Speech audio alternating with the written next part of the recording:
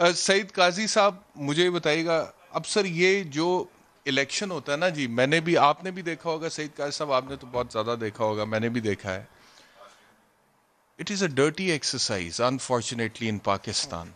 मतलब कि मैंने देखा है कि क्या पता नहीं वो कौन से मुल्क होते हैं जहाँ पे आपने अपना राइट टू वोट एक्सरसाइज करना है और आप जाते हैं पोलिंग स्टेशन पे, लाइन बनाते हैं, जाके आप अपना वोट कास्ट करते हैं, उसके बाद आप आ जाते हैं।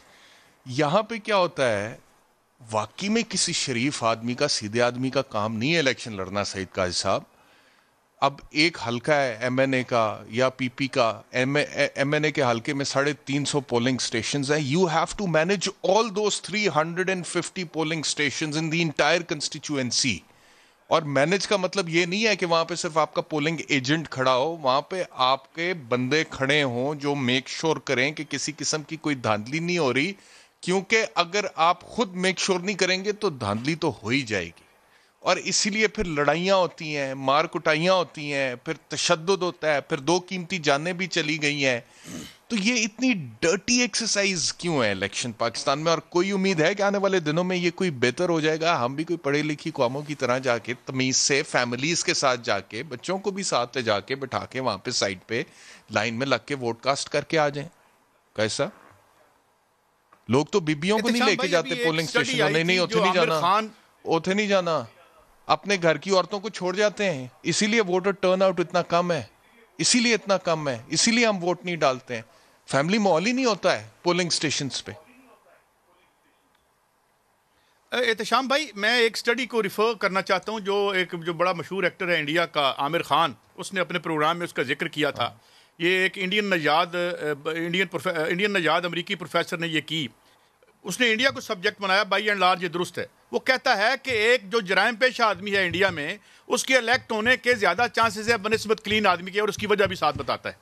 वजह यह है कि क्योंकि रियासत पब्लिक सर्विस डिलीवरी नहीं कर सकती। आपको जायज़ काम जी कराने के लिए कंटुटा चाहिए होता है। लिहाजा जो हाँ लोग जी हैं उन्हें पता होता है कि भाई जो जाती ये बंदा मेरा काम करा सकता है, इससे एसएचओ भी डरेगा, हाँ इससे जो है वो थाने कचहरी में भी इसका इन्फ्लुएंस है, इससे पटवारी भी डरेगा, तो वो उसको वोट देता है। अब पटवारी और एसएचओ को जो लोग डरा सकते हैं, उनको बारी बारी आप अपने चश्मे तस्वर में ले आए।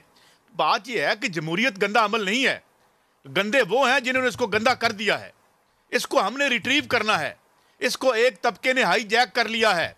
अब इसमें एक और स्टडी भी आई है कि आज की पॉलिटिक्स में सबसे ज्यादा गंद कैसे पड़ा, कि सियासत पैसे के पीछे जाती है, पैसा सियासत के पीछे भागता है। अब सारा पैसा, अब हाँ जी ये ओवरनाइट क्विक रिच होने के लिए जो है वो आपके पास कोई और चीज ही नहीं है। मुझे ये बताएं, इक्तदार के वाहन से यूं बंदा घूम के आता है तो वो जो है वो वैगन से जो है वो 8 करोड़ की गाड़ी में आ जाता है। अच्छा, या तो मैं कहूँ ना मुल्क बड़ा तरक्की कर रहा है कि हमारी मेईशत आज चाइना को पीछे छोड़ सर, के वो चली गई है, पैसे इंडिया को कितने पीछे छोड़ लगाता के है ये चली भी गई तो है। बताएं ना। इलेक्शन कमीशन ऑफ पाकिस्तान जो जो कानून है वो ये कहता है कि एनए की कंस्टिट्यूएंसी में आप 40 लाख से ज्यादा नहीं लगा सकते, एमपीए 20 लाख से ज्यादा नहीं लगा सकता। लेकिन जो आखिरी एक इलेक्शन डे का खर्चा होता है, जो आपने बसें प्रोवाइड करनी होती हैं हर पोलिंग स्टेशन के लिए, एक एक बस नहीं, ज्यादा बसें जो कि पिंडों से लोगों को, वोटर को, सपोर्टर को बिठाकर लेके जाती है। वोटर भी कहता है मैं कार में बैठा, मैं नहीं जाना है जी, मैनू कन्वेंस दो। फिर वो बसें आप हायर करते हैं, फिर वो बसों का किराया देना होता है। वो किराया ही मेरे ख्याल में एक दिन का 40 लाख से ज्यादा होता है। तो ये इलेक्शन कमीशन ऑफ पाकिस्तान तो कहता है 40 लाख में आप इलेक्शन लड़े। तो पैसे और सियासत का नेक्सस तो फिर है। गरीब आदमी, मिडिल क्लास वाला तो लड़ ही नहीं सकता। 40 लाख से ज्यादा ट्रांसपोर्टेशन कॉस्ट एक दिन की आप उठा सकते हैं, बेयर कर सकते हैं? कैसा? नहीं, देखें, उसमें आप 40 लाख तो एक हफ्ते का भी खर्चा नहीं बनता। अगर जब ये 2 महीने की अगर कैंपेन चलती है तो वो तो एक हफ्ते का भी नहीं। मैंने आपको बताया ना कि हमने 99.9% बंदों को डिसएनफ्रेंचाइज कर रखा है इस मुल्क में। यहाँ क्यों वर्कर, यार यही दौर था ना, शेख रशीद साहब ने यहाँ लाहौर से इलेक्शन लड़ा, साइकिल पर कैंपेन चलाई। ये जो राही था, फजल हुसैन राही थे, एक छोटे होटल चलाते थे 70 में, ये फैसलाबाद में, लायलपुर में।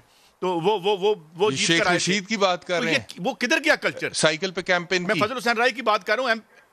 एमपीए थे पीपल्स पार्टी के, 70 में भी अच्छा, जीते और बाद में भी। मैं ये अर्ज पर कर रहा गुजर गए हूं वो कि ये दौर का बुनियादी साहब, तौर पर गुजर गए। मैं नहीं, तो फिर ये गन तो पड़ेगा। फिर आप छोड़ दें। फिर जब ये एक अपने जाति बचाओ या अपने जाति एहसासों की लड़ाई बन के रह जाएगी डेमोक्रेसी, तो फिर 22 करोड़ लोगों के उसमें क्या है?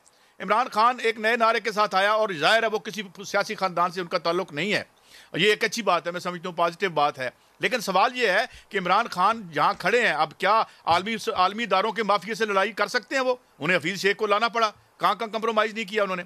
और सब जानते हैं, आज मैं डिवोर्स की रिपोर्ट पढ़ रहा था, वो सारे जो है ना मालकान इस ग्लोब के, वो पीट रहे हैं कि सिस्टम बैठ गया है। तो हम क्यों आउट ऑफ द बॉक्स नहीं सोचते?